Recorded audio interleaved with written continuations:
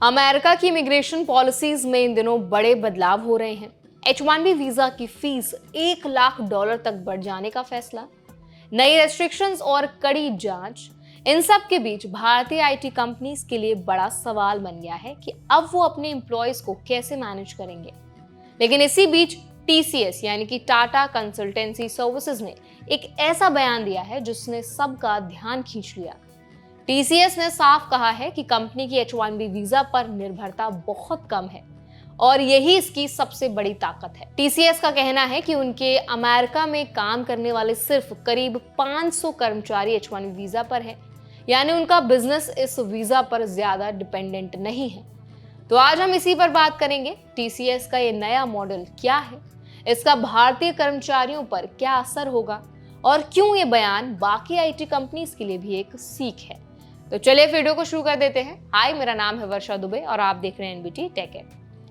TCS ने बताया कि उनका मॉडल अब ज्यादा लोकलाइजेशन पर फोकस करता है, यानी कंपनी अमेरिका में काम करने के लिए स्थानीय टैलेंट को ही ज्यादा हायर कर रही है। इससे अगर इमिग्रेशन पॉलिसीज में कोई बदलाव होता है तो भी बिजनेस पर सीधा असर नहीं पड़ेगा। दरअसल अमेरिका में H1B वीजा का इस्तेमाल ज्यादातर भारतीय टेक वर्कर्स करते हैं। अमेरिका में 71% H1B वीजा अप्रूवल्स भारतीयों को मिलते हैं, लेकिन हाल के समय में बढ़ी हुई फीस और सख्त नियमों ने इसे मुश्किल बना दिया है। वहीं TCS का कहना है कि उनकी डिपेंडेंसी कम होने से इन बदलावों का ज्यादा फर्क नहीं पड़ेगा। TCS की एक खास बात यह है कि वो हर देश में अपने लोकल एम्प्लॉयज की संख्या बढ़ा रही है। कंपनी ने कहा है कि उन्होंने एक ऐसा फ्लेक्सिबल बिजनेस मॉडल बनाया है जो किसी भी देश की इमिग्रेशन पॉलिसी के हिसाब से खुद को एडजस्ट कर सकता है। इसका मतलब ये है कि अगर अमेरिका में पॉलिसी सख्त होती है तो TCS वहां लोकल एम्प्लॉयज को हायर करेगी, और अगर भारत या किसी और देश में अपॉर्चुनिटीज बढ़ती हैं तो वहीं से ऑपरेशंस को मैनेज किया जाएगा। यही फ्लेक्सिबिलिटी आज के ग्लोबल मार्केट में सबसे बड़ी जरूरत है। अब बात करते हैं कंपनी के अंदर हुए कुछ बदलावों की। TCS ने बताया पिछले कुछ महीनों में करीब 1% मिड और सीनियर लेवल कर्मचारियों को रिलीज किया गया क्योंकि उनकी स्किल्स कंपनी की जरूरतों से मैच नहीं करती थी। इसके अलावा करीब 20,000 लोगों ने या तो अपनी मर्जी से या रीस्ट्रक्चरिंग के कारण कंपनी छोड़ दी। सितंबर 2025 तक TCS के पास करीब 5.93 लाख एम्प्लॉयज थे, जो इसे दुनिया की सबसे बड़ी IT एम्प्लॉयज में से एक बनाता है। अब अगर फाइनेंशियल रिपोर्ट देखें तो जुलाई से सितंबर 2025 के बीच TCS का रेवेन्यू 63,437 करोड़ से बढ़कर के 65,799 करोड़ रुपीस तक पहुंच गया है। हालांकि नेट प्रॉफिट में करीब 5.4% का गिरावट देखी गई है। कंपनी ने रिस्ट्रक्चरिंग से जुड़े खर्च के तौर पर 1,135 करोड़ रुपीस का एक्सेप्शनल चार्ज भी रिकॉर्ड किया। कॉन्ट्रैक्ट वैल्यू की बात करें तो इस तिमाही में कंपनी को $10 बिलियन के नए कॉन्ट्रैक्ट्स मिले हैं, जो पिछले क्वार्टर के मुकाबले ज्यादा हैं।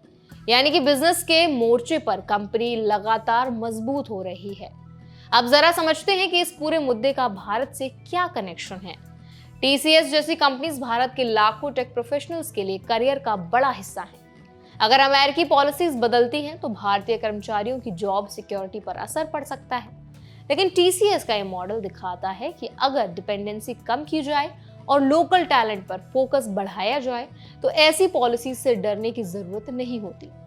TCS ने जो स्ट्रैटेजी अपनाई है वो बाकी भारतीय कंपनीज के लिए बहुत बड़ा एग्जाम्पल है, क्योंकि अमेरिका में इमिग्रेशन रूल्स तेजी से बदल रहे हैं और अगर कोई कंपनी पूरी तरह H1B वीजा पर डिपेंडेंट रहेगी तो फ्यूचर में उससे नुकसान हो सकता है। TCS का ये बयान ऐसे समय में आया है जब H1B वीजा की फीस $1 लाख तक बढ़ाने का प्रस्ताव आया है। अगर ये लागू होता है तो कई छोटी IT कंपनीज पर इसका भारी असर पड़ेगा, लेकिन TCS जैसे जायंट्स अपने फ्लेक्सिबल मॉडल की वजह से इससे बच सकते हैं। तो कुल मिलाकर TCS का ये कदम बताता है कि कैसे एक बड़ी कंपनी बदलते माहौल में भी खुद को सुरक्षित रख सकती है। उन्होंने इमिग्रेशन पॉलिसीज पर डिपेंडेंसी कम की, लोकल टैलेंट बढ़ाया और अपने बिजनेस को इतना फ्लेक्सिबल बनाया कि कोई भी बदलाव उसे रोक नहीं सकता। तो अब इस पूरे मुद्दे पर आप क्या राय रखते हैं, आपका क्या ओपिनियन है, हमें जरूर बताइए कमेंट सेक्शन में। और ऐसे और भी अपडेट्स के लिए, वीडियोस के लिए हमारे चैनल NBT टेक एड को जरूर सब्सक्राइब करें।